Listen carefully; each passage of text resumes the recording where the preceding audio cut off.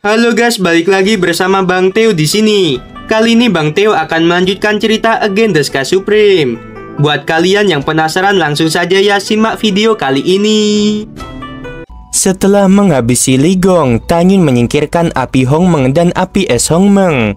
Huang Fuzong lebih dari 80.000 tahun yang lalu, putramu mengirim seseorang untuk menghabisiku. Sekarang kamu menggangguku lagi. Tanyun melompat ke langit dengan aura pembunuh. Dia terbang jauh ke timur menuju Tanzu. Setelah lebih dari 2 jam, malam pun tiba. Yuner, kabar baik untukmu. Ini berita bagus. Daokun dengan perut besar turun dari langit dan mendarat di puncak gunung Tanzu. Melihat tidak ada jawaban untuk waktu yang lama, Daokun mengerutkan kening dan berkata, "Di mana anak itu?" Daokun melangkah ke pavilion Tanzu dan memasuki lobi di lantai pertama. Tepat setelah Xin Bingxuan menerobos ranah dan memasuki ranah Tao tingkat 8, dia melangkah keluar dari aula Fang Sheng. "Guru, apakah kamu mencari Tanyun?" kata Xin Bingxuan. "Ya," Daokun bertanya. "Di mana Tanyun?" "Tanyun ada di aula Fang Sheng. Aku akan memanggilnya." Xin Bingxuan berbalik dan melangkah ke aula Fang Sheng. Setelah beberapa saat, Xin Bingxuan melangkah keluar lagi, menggelengkan kepalanya sedikit dan berkata, "Guru, Tanyun tidak ada di sini. Aku tidak tahu kemana dia pergi."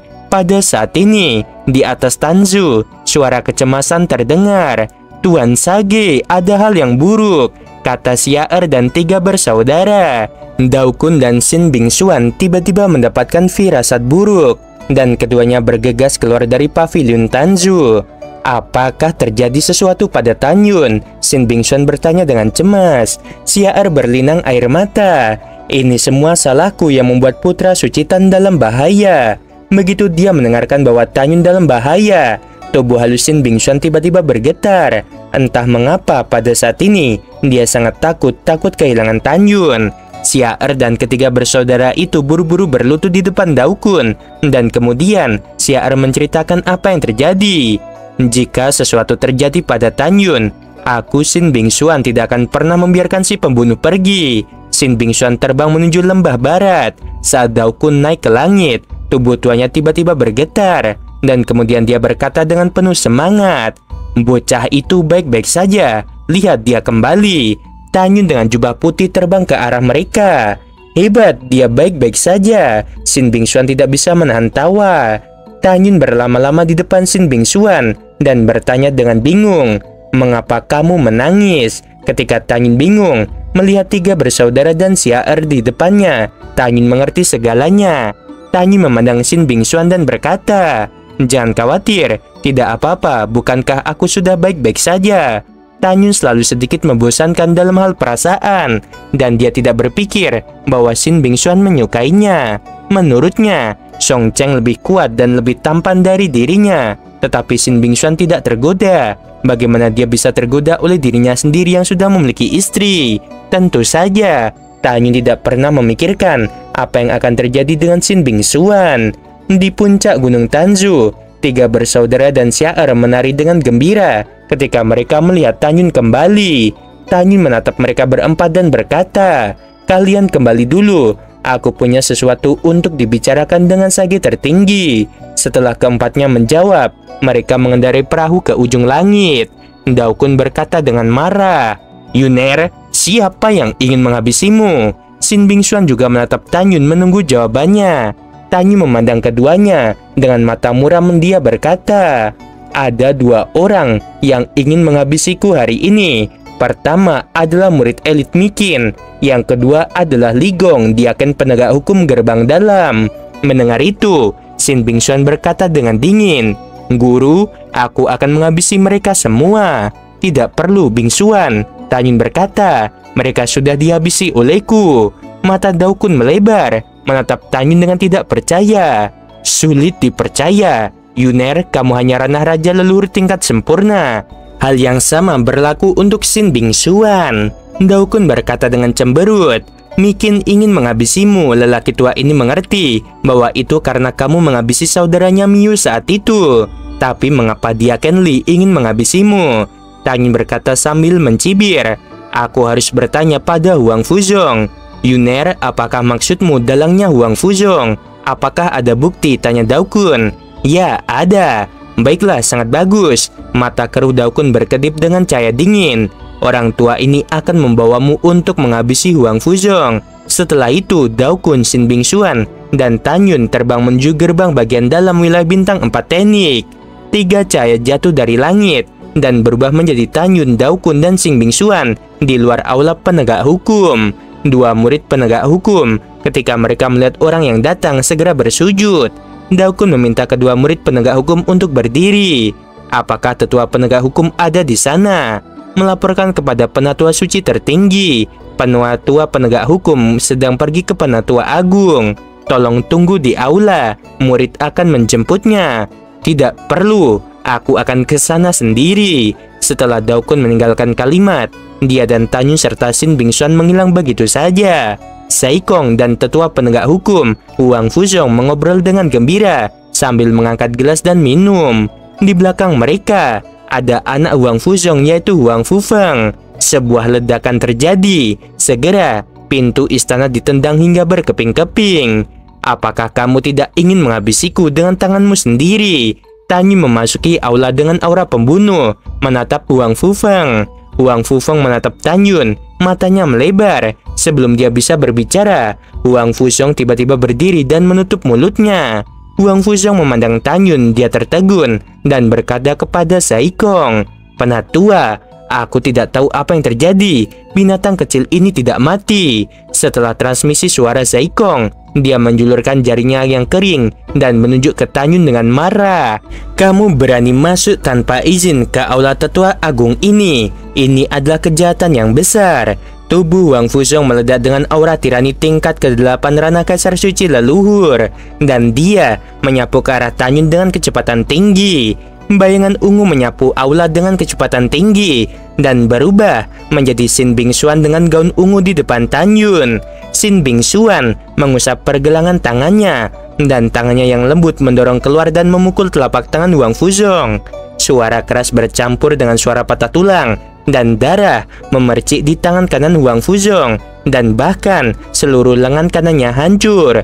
Huang Fuzhong merasakan kekuatan mengerikan yang luar biasa mengalir ke dadanya di sepanjang lengan yang telah patah, menembus organ internalnya. Huang Fuzhong memarahi dengan lemah. "Xin Bingxuan, meskipun kamu adalah murid suci, tetapi aku juga seorang penatua penegak hukum dari gerbang dalam. Kamu tidak berhak melakukan apapun padaku." "Itu benar." Saikong menatap Xin Bingxuan dan berkata, "Kamu dan Tanyun masuk tanpa izin di aula penatua agung." Sebuah suara tua menyela kata-kata Saikong. "Aku yang memberi izin." Daokun perlahan melangkah ke aula Saikong dan berjalan menuju Saikong. Dengan setiap langkah yang diambilnya, niat membunuhnya semakin kuat. "Saikong, baru saja aku mendengar percakapan kamu dan Huang Fuzhong." Saikong gemetar berlutut di depan Daokun dan sering bersujud. "Bawahan salah, tolong maafkan aku." Daokun dengan lembut menekan tangan kanannya di kepala Saikong, dan energi kekerasan yang agung mengalir, menyegel kolam spiritual Saikong. Daokun berkata dengan dingin, "Saikong, barusan kamu mengatakan bahwa Tanyun sudah mati, jadi jelaskan." Saikong menggigil dan berkata dengan suara gemetar, "Kamu salah dengar, bawahan tidak mengatakannya." "Kamu bajingan, kamu masih beraninya berbohong kepadaku." Daokun sangat marah. Saikong jatuh ke tanah, mengerang kesakitan, tubuhnya mengejang hebat, dan pipinya dengan cepat menjadi hitam.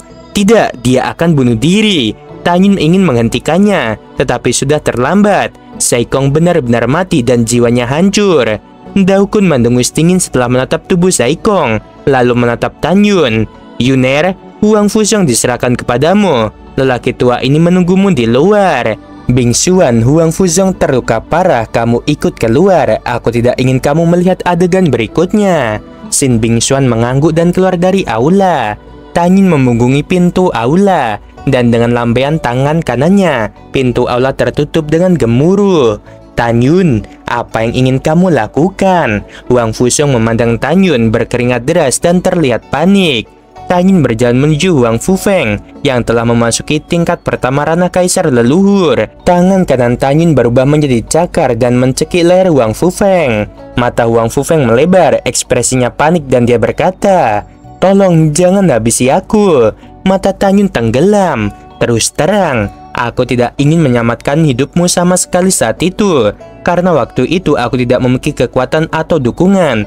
Jadi aku tidak punya pilihan selain melepaskanmu demi ayahmu. Adapun sekarang, sudah waktunya bagiku untuk mengambil kembali hidupmu. Mendengar ini, Huang Fufeng sangat ketakutan hingga kehilangan kendali. "Tanyun, ambil nyawaku. Tolong jangan habisi anakku." Huang Fuzong yang jatuh ke tanah menatap Tanyun dan memohon dengan getir. Tanyun tiba-tiba menoleh ke belakang, menatap Huang Fuzong. "Aku secara alami akan mengambil nyawamu, tapi aku juga menginginkan nyawa putramu." Tanyun menatap Huang Fuzong dan berkata tanpa ragu, "Ketika aku datang ke sini, aku mendengar Zaikong mengatakan bahwa setelah kamu mengirim Li Gong untuk menghabisiku, dia juga akan memberitahu atasannya siapa yang dia bicarakan." Huang Fuzong menggelengkan kepalanya dan berkata, "Aku tidak tahu, aku benar-benar tidak tahu. Sumpah apa yang aku katakan itu benar." Karena Huang Fuzong bersumpah, Tanyun secara alami percaya bahwa apa yang dikatakan itu benar. Jadi tidak perlu mengendalikannya dengan mata Dewa Hongmeng. Tanyun mengurutkan kening dan 5 jari tangan kanannya tiba-tiba mengerahkan kekuatan. Leher Huang Fufeng dipelintir. Tanyun melepaskan mayat itu dengan tangan kanannya dan segera membalikkan tangan kanannya, memukul kepala Huang Fufeng dengan telapak tangan. Kepalanya meledak dan mayat tanpa kepala itu jatuh ke aula. Tanyun melintas, muncul di depan Huang Fuzong, mengangkat kakinya dan menginjak bahu kiri Huang Fuzong. Fitur wajahnya menjadi terdistorsi. "Sebagai penatua penegak hukum di gerbang dalam, kamu tahu hukum tapi melanggar hukum. Kamu mengirim Li Gong untuk menghabisiku." Kaki kanannya tiba-tiba terangkat dan dia menginjak bahu kiri Huang Fuzong. Jeritan menakutkan Huang Fuzong membuat kulit kepala orang mati rasa dan bahu kirinya hancur di bawah kaki Tanyun. Tanyun berkata dengan acuh tak acuh, "Huang Fuzong, tunggu. Suatu hari, aku akan menemukan dalang di balik layar." Kata-kata itu berhenti dan Tanyun menghancurkan tengkorak Huang Fuzong. Setelah itu, Tanyun menyingkirkan cincin leluhur Huang Fuzong, putranya serta Zaikong dan melangkah keluar dari aula. "Yuner, bagaimana?" tanya Daokun. Tanyun menghela nafas dan menggelengkan kepalanya. Huang Fuzong tidak tahu siapa yang ada di balik layar. Sin Bingxuan memandang Tanyun dan menghibur. "Tidak masalah. Mulai sekarang aku akan melindungimu setiap langkah sampai pembunuhnya ditemukan." Tanyun mengangguk. "Yuner, ayo ikuti aku ke kuil." Daokun mengeluarkan perahu, membawa Tanyun dan Sin Bingxuan terbang menuju kuil 4 teknik. Dalam perjalanan, Daokun menatap Tanyun yang cemberut dan berkata, "Yuner, aku punya kabar baik untukmu." "Kabar baik apa?" Tanyun bingung. "Istrimu Sen Subing ada berita," kata Daokun. Mata Tanyun langsung melebar dan untuk sesaat dia melupakan semua masalahnya. Matanya basah dan matanya berisi kegembiraan dan kerinduan. "Tolong beritahu aku di mana istriku." Daokun berkata dengan jujur. "Orang-orang yang aku kirim mengirim kembali berita bahwa seseorang telah menemukan jejak Subing di wilayah Dewa Benua Timur. Lokasi pastinya tidak diketahui untuk saat ini. Namun aku percaya bahwa Subing sekarang telah bertekad untuk berada di wilayah Dewa Benua Timur. Ada juga berita bahwa ketika seseorang menemukan istrimu, dia sudah berada di tingkat ke-8 ranah kaisar leluhur." Mendengar itu, mata Tanyun bersyukur dan dia membungkuk dam-dam kepada Daokun. Murid mengucapkan terima kasih. Untuk mengetahui bahwa Subing aman, ini adalah berita terbaik untuk murid. Murid percaya bahwa seperti yang kamu katakan, hanya masalah waktu untuk menemukannya. Daokun memandang Tanyun, maju selangkah dan membantu Tanyun dengan ramah. "Mulai sekarang, kamu tidak perlu bersikap sopan di depanku." "Ya," Tanyun mengangguk berat. "Tanyun, selamat." Sin Bingxuan berkata dengan tulus, "Sekarang kamu dapat yakin bahwa istrimu baik-baik saja." "Ya," Tanyun berkata sambil tersenyum. "Jika dia baik-baik saja, itu akan cerah." "Bingxuan dan Yuner, ayo bicara." Daokun tertawa berbalik dan memasuki ruang pelatihan. "Tanyun, aku penasaran. Wanita seperti apa Subing itu?" Sin Bingxuan bertanya dengan rasa ingin tahu. "Bisakah kamu memberitahuku?" Tanyun memikirkan Sen Subing dan matanya tidak bisa menahan kebahagiaan. Dia baik dan pintar. Dalam setengah jam berikutnya, semua yang terjadi pada Tanyun dan Sen Subing diberitahukan kepada Shin Bingxuan. Ketika Shin Bingxuan mengetahui saat Tanyun masih menjadi Hongmeng Supreme, Sen Subing tahu bahwa dia akan mati setelah menikahi Tanyun. Tetapi dia masih memutuskan hubungan dengan ayahnya dan memilih untuk menikahi Tanyun. Itu sangat menggerakkan hati Shin Bingxuan. Baru saat itulah dia tahu betapa banyak kesulitan yang dialami Sen Subing agar bisa bersama Tanyun. Shin Bingxuan meneteskan air mata. Tanyun, bisakah kamu menunjukkan padaku seperti apa Sen Subing itu? Tanyun melambaikan tangan kanannya, dan sepotong kekuatan suci memadatkan gambar memori dari kehampaan. Dia benar-benar cantik. Shin Bingxuan penuh kekaguman. Terima kasih atas pujiannya. Tanyun berkata, istriku yang lain juga cantik. Shin Bingxuan merasakan sakit di hatinya. Apakah kamu masih punya istri lain? Ya, jawab Tanyun. Berapa banyak? Shin Bingxuan bertanya dengan santai. 7. Tanyun berkata, ada juga 5 tunangan. 12 wanita. Shin Bingxuan seperti memegang gunung di hatinya, dan dia sedikit terengah-engah. Dia tidak menyangka ada begitu banyak wanita di sekitar Tanyun. Tanyun, kamu benar-benar beruntung. Shin Bingxuan memaksakan sebuah senyuman.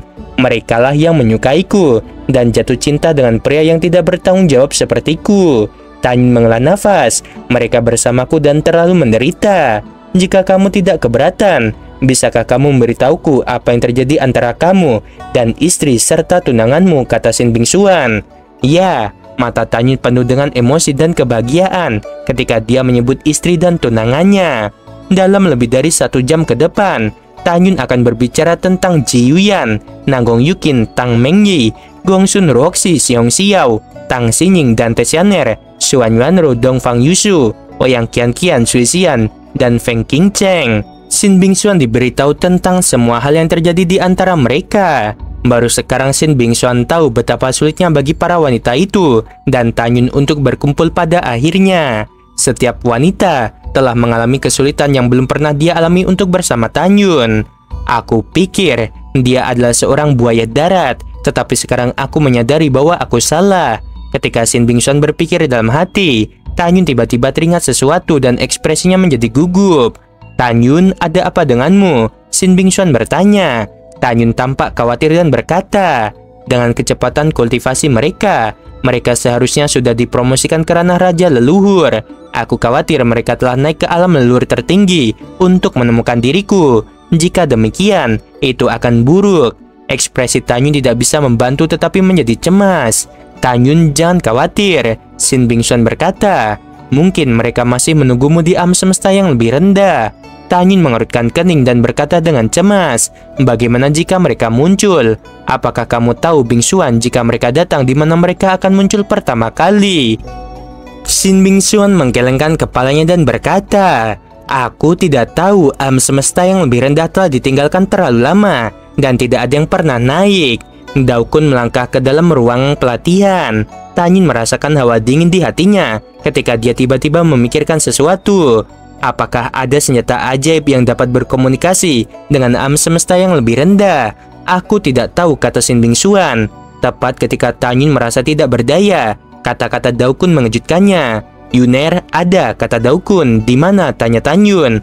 Daokun mengangkat alisnya dan berkata, ya, tapi kita juga tidak bisa mendapatkannya. Di wilayah Dewa Benua Barat kami, ada keluarga kekaisaran di dinasti leluhur Shizu. Dikatakan bahwa Kaisar Besar Shizu sangat mencintai putra bungsunya, yaitu Putri Ketujuh. Dapat dikatakan bahwa Putri Ketujuh responsif. Putri Ketujuh ingin pergi ke alam semesta bawah, tetapi dinasti leluhur Shizu tidak memiliki artefak leluhur untuk membuka penghalang.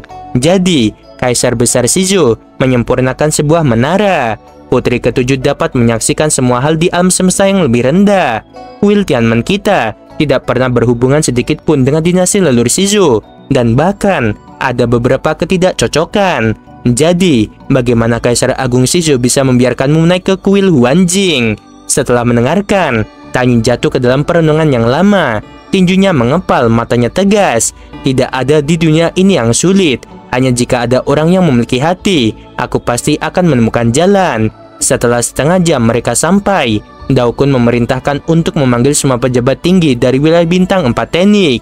Di kuil 4 teknik, para pejabat tinggi membungkuk dam-dam kepada Daokun.